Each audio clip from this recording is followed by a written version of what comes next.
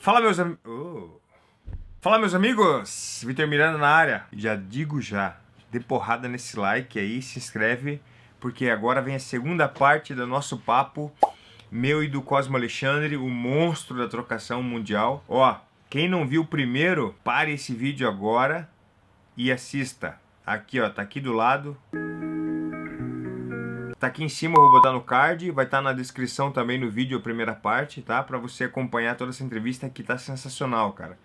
Tudo que a gente gostaria de saber do Muay Thai, tudo que é mistério ainda pra nós que moramos no Brasil, nada melhor do que conseguir bater um papo com o Cosmo Alexandre, um cara que já morou em todas as partes do mundo aí, nos maiores centros de treinamento da luta em pé, do Muay Thai do mundo, e ele vem para contribuir fortemente para o nosso conhecimento. Então, senta que lá vem a história. Oh! Fala um pouquinho mais das regras do kickboxing que a gente usa mais no Brasil e é usado mais na Holanda, com as regras da Tailândia. O que principalmente quando a gente não entende, né? Por exemplo, um cara deu um monte de combinação no outro e o outro deu meia dúzia de chute e ganhou a luta. Entendi. Então, é que eu estava te explicando. Chute no braço é ponto. O básico. Defesa de chute é canela. Não importa a altura, se é coxa, se é costela, Se vai não ter que defender com a bloquear. canela, tomou um O atraso. cara chutou teu braço, é ponto, cara. O cara vai quebrar teu braço, Vitor. Vai quebrar Certo. teu braço. Isso daí é. O tailandês vai ficar chutando, vai quebrar teu braço, cara. Então, eles sabem disso. Então, defesa de chute é canela. O cara chutou, tu vai ter que bloquear. Não importa. E cabeça? Cabeça, às vezes os caras saem, tem quanto bloqueio, mas dificilmente eles chutam cabeça, né? No meio do braço mesmo para machucar. O kickboxing, né? A gente falando de Holanda, falando de Brasil antigamente, não pode clinch, é um clinch só e separa. Até no K1 antigamente podia Isso. uma joelhada, mas agora, se eu não me engano, não pode nem puxar a cabeça no clinch para dar joelhada. Exato, só joelhada sem clinch, né? Se puxar, tu pode, eu acho, colocar o clima, mas não pode puxar. Aí é Uhum, uma e separa. uhum, Na Tailândia, o Muay Thai mesmo, é liberado o clinch enquanto você está trabalhando. certo.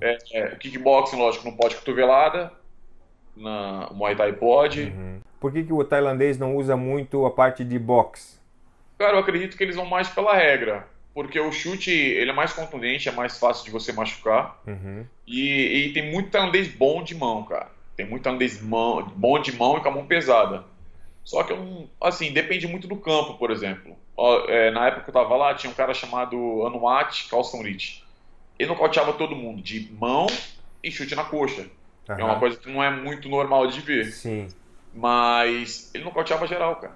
Ele nocauteava geral. Então tem tailandês campeão olímpico de boxe. Né? Então, tipo, os caras têm a mão boa, mas eles jogam ali na regra. Uhum, Entendeu? E eu acredito também, por exemplo, se eu for lutar com um Thai, eu vou ficar cabelo de ficar jogando mão, entendeu? Pela distância.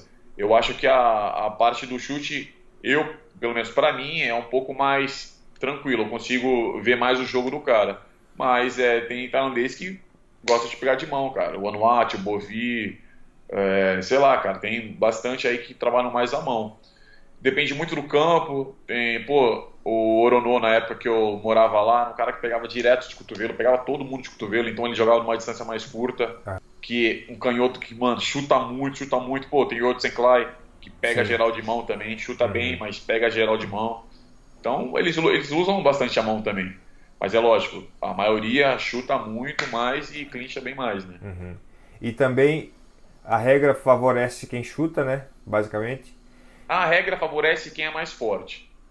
Se eu te chutar e você levantou o bloqueio ali e tá tranquilo, e tu meteu uma mão e eu sentir, Entendi. se o juiz vê que você tá sendo mais forte do que eu, você vai ganhar. Certo. O Muay Thai é esse. Você tem que mostrar pro juiz que você é mais forte. Que você tá mais equilibrado. Uhum, Você tem que mostrar pro juiz, falar, mano, eu sou mais forte que ele. Então, por exemplo, eu te chutei, tu levantou o bloqueio e tava mantendo ali a estabilidade, o teu equilíbrio. Aí tu me dá um chute, eu bloqueio, mas eu desequilibro, é ponto pra você. Então, e é nesses detalhezinhos que eu te falo, que em um mês você não consegue pegar. Você tem que certo. falar, entendeu? Então você tem que demonstrar que você é mais forte. Muay Thai é muita força. Então essa, na verdade, foi uma das dificuldades que eu tive quando eu comecei a treinar boxe. Porque meu treinador falava, dá um jab. Pô, eu mandava jab, tipo, pra arrancar a cabeça. Ele falou, não, cara. Atravessar a Tá. parede.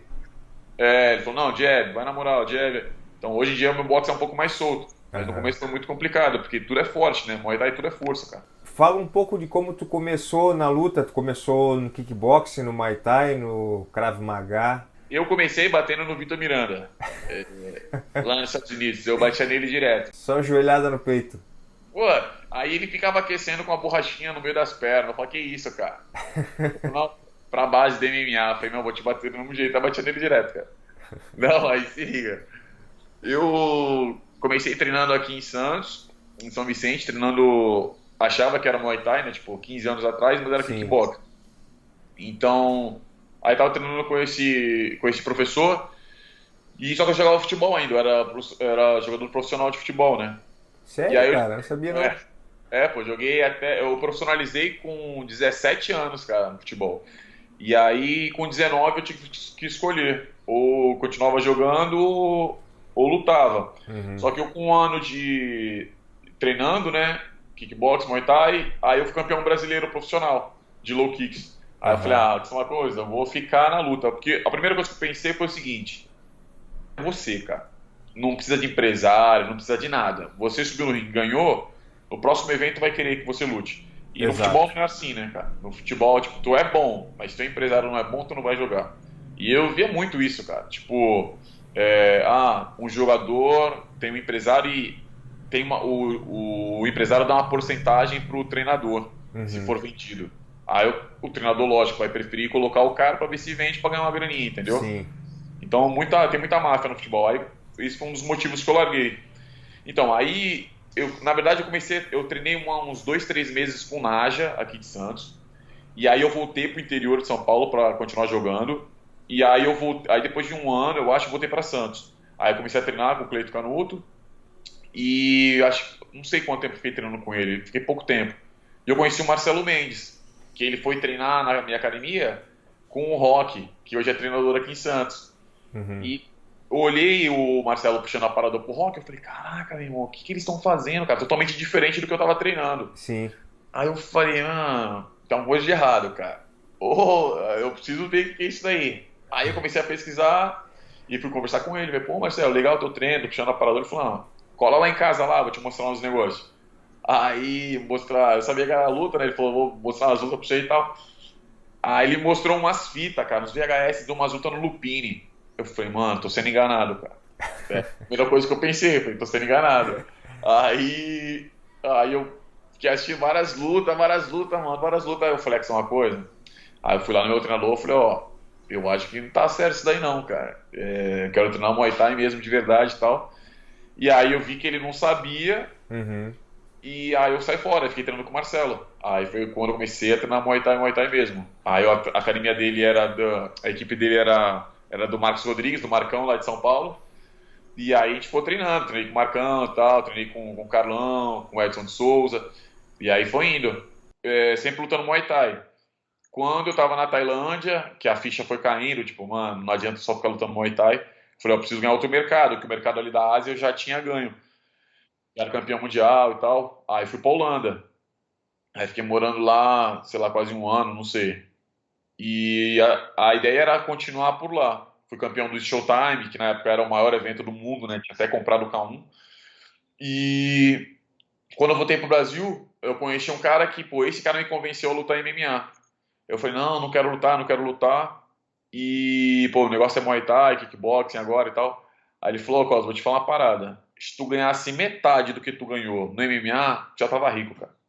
Aí pensei bem, aí ele foi no bolso, né? Aí eu falei, putz, acho que eu vou então. Aí eu saí da Holanda e vim morar no Brasil de novo. Fiquei treinando com ele, né? Um pouco de jiu-jitsu e tal. Eu falei que isso é uma coisa. Quando eu quis treinar realmente Muay Thai, eu fui pra Tailândia. Quando eu quis treinar kickboxing, eu fui morar na Holanda. E MMA não tem jeito, vou ter que ir embora para os Estados Unidos para treinar o wrestling, né? E aí foi por causa disso que eu fui para lá. Aí, pô, as coisas foram acontecendo lá. E continuei lutando kickboxing, Muay Thai. Mas a ideia de ir para os Estados Unidos era treinar e principalmente lutar em MMA. E graças a Deus deu tudo certo, né? Outra pergunta. Tu estava falando sobre a política que é entre os empresários brasileiros nessa questão do futebol. É. Na Tailândia, como isso funciona? Os meninos, os lutadores desde criança são os pais que colocam na luta ou eles têm empresários também? Não, acho que depois que eles ganham o nome, os caras começam a pegar, mas normalmente são os donos do campo, né? Os pais só colocam no campo para treinar. O treinador do campo sempre tem os contatos, ou com o empresário direto que está fazendo o evento, ou com algum outro empresário que conhece o empresário e já coloca os moleques para lutar, entendeu? Mas não tem muita bagunça que nem aqui no futebol. E a questão financeira, como é para os meninos que começam a lutar? Realmente consegue viver da luta lá? Consegue porque não tem muito gasto, por exemplo. O cara mora no campo, ele não gasta com nada. Lá, que nem quando eu morava lá, a única coisa que os caras gastavam era com roupa e celular. Porque tem comida, tem onde treinar, não tem conta nenhuma para pagar lá do campo, entendeu? E a metade da grana, acho que depois de um tempo já nem vai mais para a família, porque eles mesmos estão lá, não sei como funciona. Mas tem como sobreviver. E alguns bons lutadores vivem do Muay Thai. Hoje em dia, principalmente lutando fora, que nem o Sanchai, o Boakal quando foi pro Japão e tal, não sei o quê. Mas eu já escutei várias histórias do Boakal que, tipo assim, o cara quando saiu da Pramuk, que já, pô, na época ele já era muito conhecido, não tinha tanto dinheiro como todo mundo imaginava. Porque metade da grana ia pro campo, às vezes mais da metade. Então, tipo assim, eu treinava com. Até hoje tem uns amigos, né, do campo, os tailandeses, tem no Facebook. E um deles, ele sempre falava pra mim: pô, Cosmo, eu tenho medo de parar de lutar e não ganhar dinheiro, né, até parar de lutar, porque eu vou ter que voltar a trabalhar no campo, tipo, na roça, né? Então, imagina, os moleques com 6 7 anos de idade para de estudar e fica lutando até os 15 16 depois vai fazer o quê? Sem estudo, entendeu? Então, é meio complicado. A maioria sobrevive. Você vai, tipo, você tem o campo, você tal, mas poucos vivem do Muay Thai, vivem assim tranquilo, tipo, putz, tem um carro maneiro, tem uma casa maneira, tem um conforto, fica, sabe, fica tranquilo. Quando tu fala em 15, 17 anos parando de lutar, essa é uma média que os lutadores param lá? Não, né? Não, acho que não uma média.